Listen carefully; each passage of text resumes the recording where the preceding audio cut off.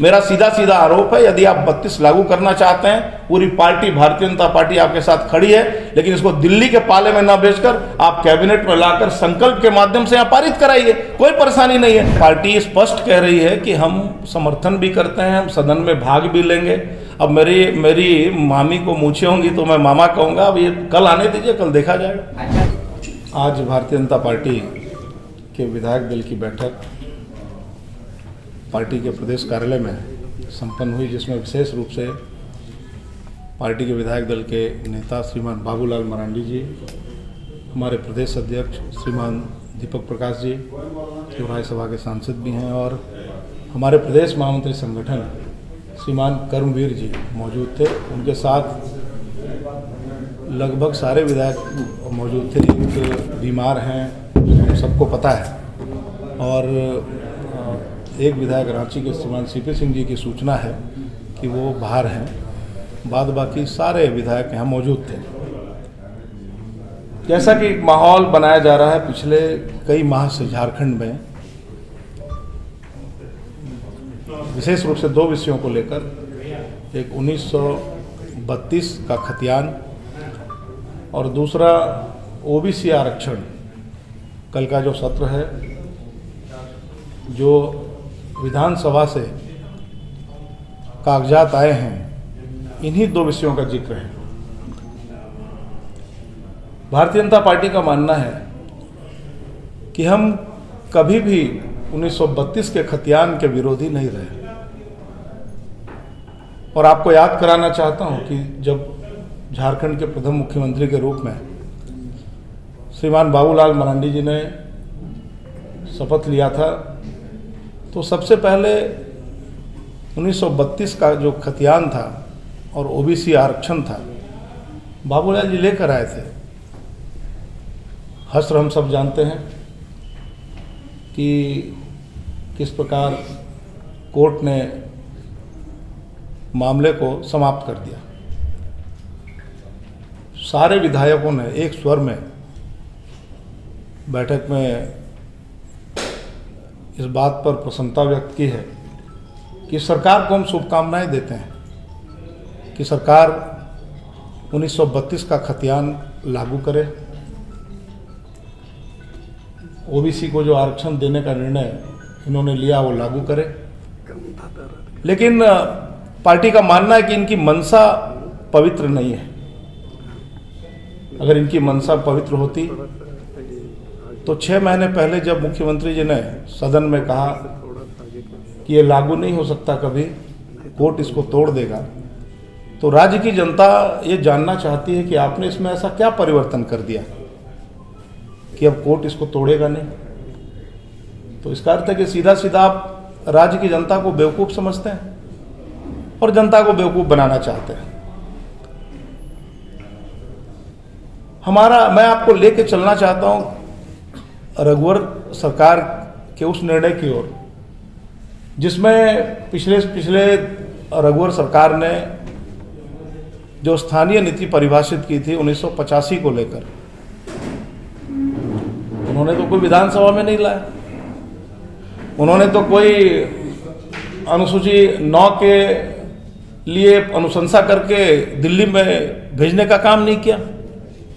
तो रघुवर सरकार की मनसा पवित्र थी, उन्होंने लाया 1985 का, 85 की स्थानीय नीति बनाई। जो स्थानीय नीति बनाई सर्वदलीय बैठक करके बनाई।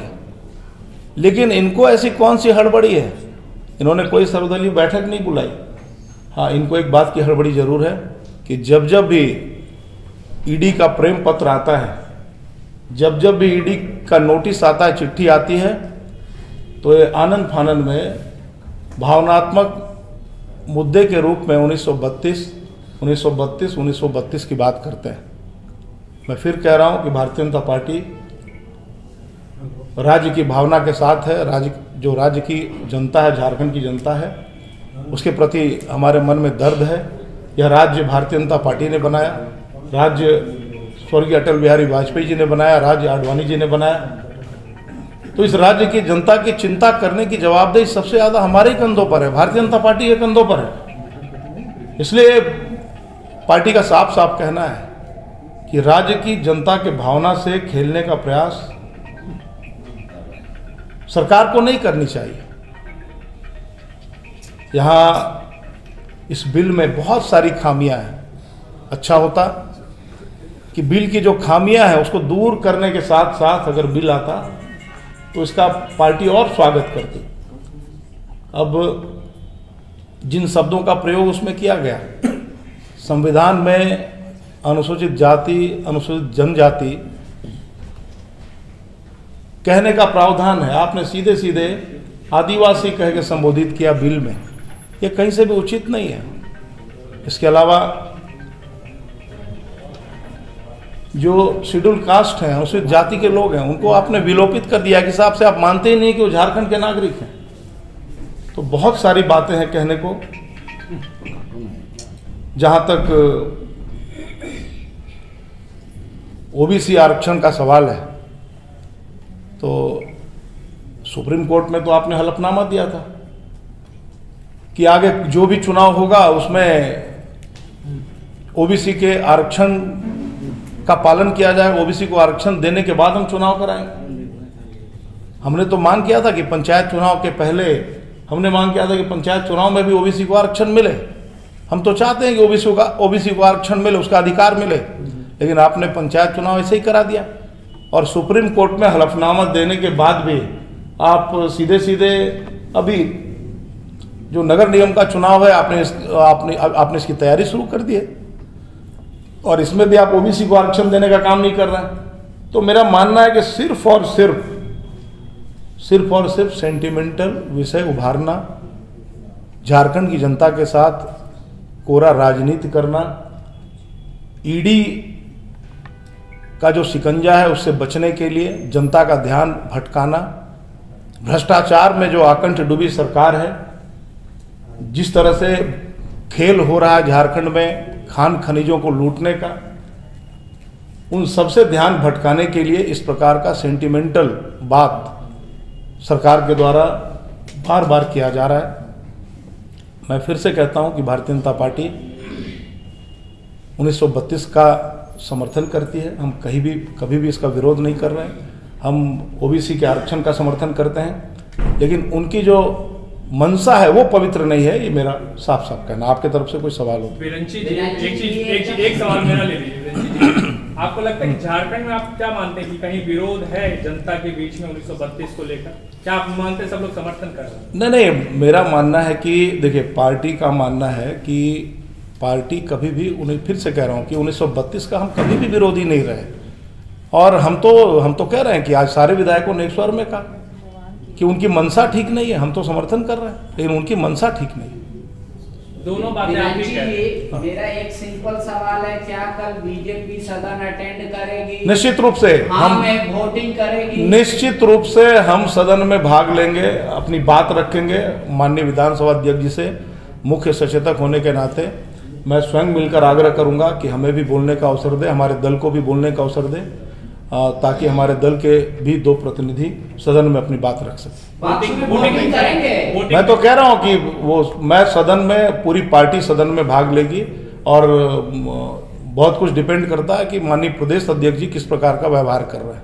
प्रदेश अध्यक्ष मैं क्षमा करें, विधानसभा अध्यक्ष जी किस प्रकार का व्यवहार कर रहे हैं।